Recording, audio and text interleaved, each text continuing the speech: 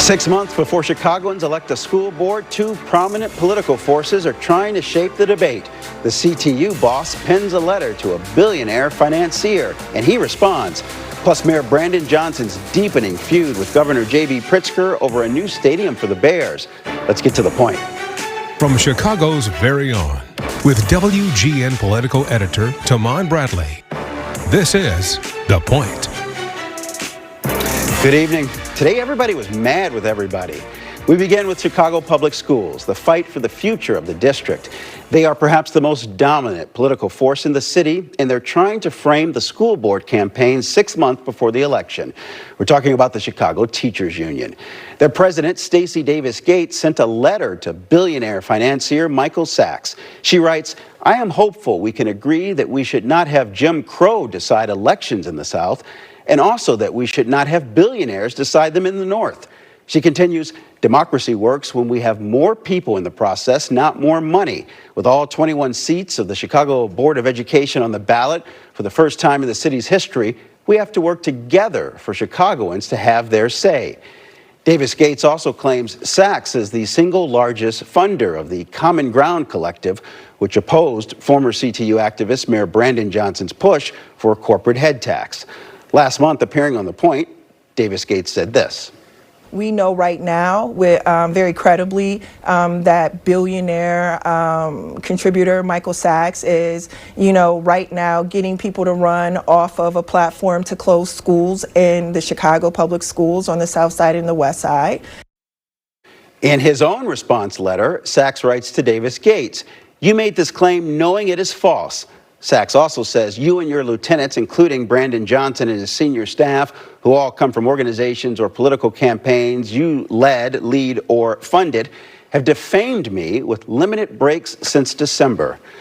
Sachs denies opposing progressive revenue and says he's fought for increased funding for public education. For a deeper dive at this, and also word that the owner of the Chicago parking meters plans to sell the system to a New York investment firm, we caught up with legendary former Chicago Alderman Dick Simpson earlier today. Dick Simpson, good to see you. A beautiful day on Chicago's North Side. It is beautiful out here. Also a good day perhaps for a school lunch fight. All right, so Stacy Davis Gates, she acted first. She wrote a letter to Michael Sachs, and then Sachs responded. This was always going to happen, where you had the CTU versus Democratic donors who favor school reform. That was always going to happen as Chicago for the first time elects the school board. Yeah, it's a fight between the CTU and the business community. They both have some different visions about how they think the school should proceed. They're already filing petitions. The candidates are already filing petitions for the school board elections in every district in Chicago. And it's going to be a pretty major fight. Most of the time in the old school elections, when they happened, the local school councils or the first part of the school board elections, they were in pretty small districts, very minor amounts of money, mostly parents and others participating. This is going to be much broader and probably much more expensive. How much money is going to be in this contest, and where is that money going to come from? It'll come from the business community, the CTU, and then some individual donors who like individual candidates. Chicagoans have never voted for the elected school board or school board president. It might just be politics on steroids. Can Chicago handle this? Chicago can always handle elections. That's what we're about, that and the politics. It's like our sports teams. We follow politics very closely in Chicago. This is an important election because it will set the tone. The school board has major financial problems. They still have to decide whether or not to close some schools, whether to cut back the number of teachers teaching because the money isn't there. So there's really deeply divided differences between what the business community sees as the way forward and what the teachers union sees as the way forward. We don't want parents and students to be lost in all of this. Will they be able to have a voice at the table? Will they get what they want ultimately? It's really important that every parent of any student and every community member who cares about our schools vote in this election, and they'll have to become informed, and that's more difficult in this situation when you have more than 20 districts at the same time, plus the school board president. The school board president election will be the really key in terms of the overall effect, and most of the candidates will endorse one side or the other in the contest. I want to ask you about the parking meter deal, because now there's a New York investment group that wants to buy from the current owners of Chicago's parking meters. City Council now will take it up. I mean, this is just a reminder whenever the sale or transfer goes through that this has to be the worst municipal deal in history. It's certainly one of the worst Chicago has ever had. We sold the parking meters in the middle of a financial crisis in 2008 when the housing.com essentially dropped and the housing market went off the rails and brought down the entire economy. So Chicago was desperate for money under Richard M. Daley. They didn't want to raise property taxes, so they sold the parking meters, or leased them technically, for $1 billion. The Inspector General a year later said that we would have raised another $1 billion simply by keeping the meters, that it was a bad deal. And most Chicagoans and most analysts have agreed. And those owners have already made back what they initially spent to buy the parking meters or to lease them. Back in January, the Johnson administration explored possibly buying them back, ruled it out. I mean, should the city try to get them back? Well, we can't afford it. Our financial crisis this year is at least $1 billion in the city budget. It may turn out to be more by the time we get to the end of the year in the new budget. So we don't have the money. In addition, the Trump administration is continuing to cut grants and funding to the city of Chicago.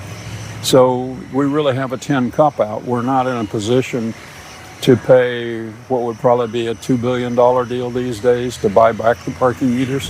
From a historical perspective, whenever you do a big deal like the parking meter deal, often our legislative bodies move pretty quickly. And so some people say with the mega projects deal to try to help the Bears build in Arlington Heights, some people have said that that's basically the same thing and it would be just as bad of a deal. What should lawmakers know in Springfield about doing something with massive financial implications long term? Well, the really important thing is the legislators actually read the proposal this time. Back with the parking meter deal, the city council members didn't. And so they didn't really understand what was happening or what the consequences would be. They didn't get outside opinions.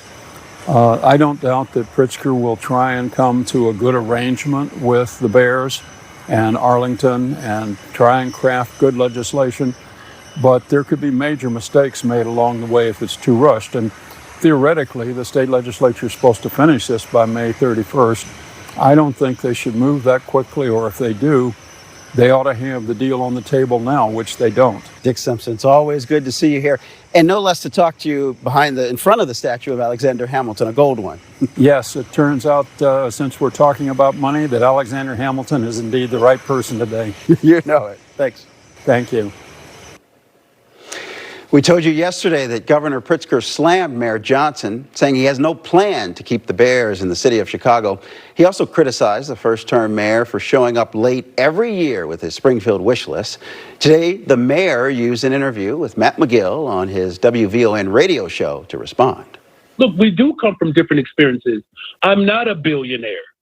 I'm not the heir of billions of dollars. Mm-hmm. I'm a working class brother that was teaching middle school a handful of years ago. The real struggle that I experienced, the governor and I had different upbringing.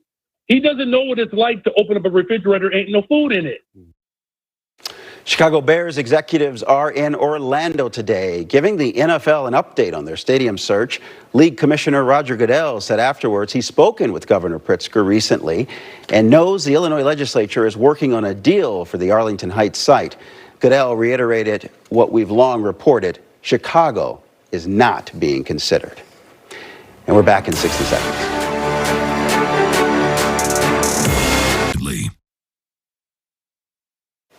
The back and forth between President Trump and Governor Pritzker continues. Today, the president was asked if he'd been making an endorsement in the Illinois governor's race. I like Darren Bailey. J.B. Pritzker's a slob of a governor. You know, he could call me and I'd send the National Guard, and Chicago would have no crime. Look at Washington, D.C. Did you see the crime stats? It's down to like nothing. People go to restaurants now, new restaurants. Restaurants are all being closed in Washington. Now they're building new restaurants. It's a hot city. We have a beautiful city. We have very little crime, almost no crime. and we could have the same thing in Chicago. All he'd have to do is say, President, I don't want to have any crime in Chicago. Can you help me? Within 3 months, Chicago would be a different place. The president also went on to criticize Mayor Johnson. Later this morning, the governor responded. Well, I know Darren Bailey and Donald Trump are BFFs, and so that's what Donald Trump is reflecting. They really are close.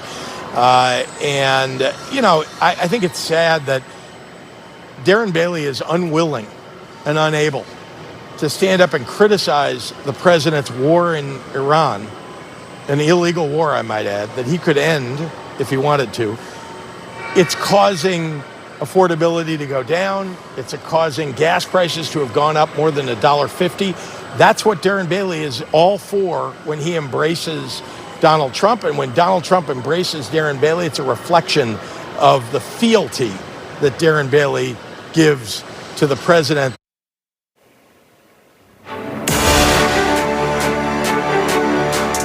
The ayes have it. The appointment passes, and thank you for your service, sir.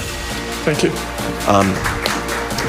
Tonight, a tip of the hat to David Glockner. The City Council's Ethics Committee unanimously advanced Glockner's appointment to be the city's new top watchdog.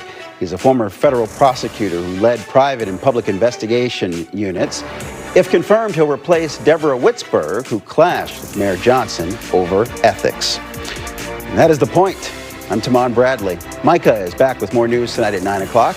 Don't forget about the forecasters up next on WGN+. Good night.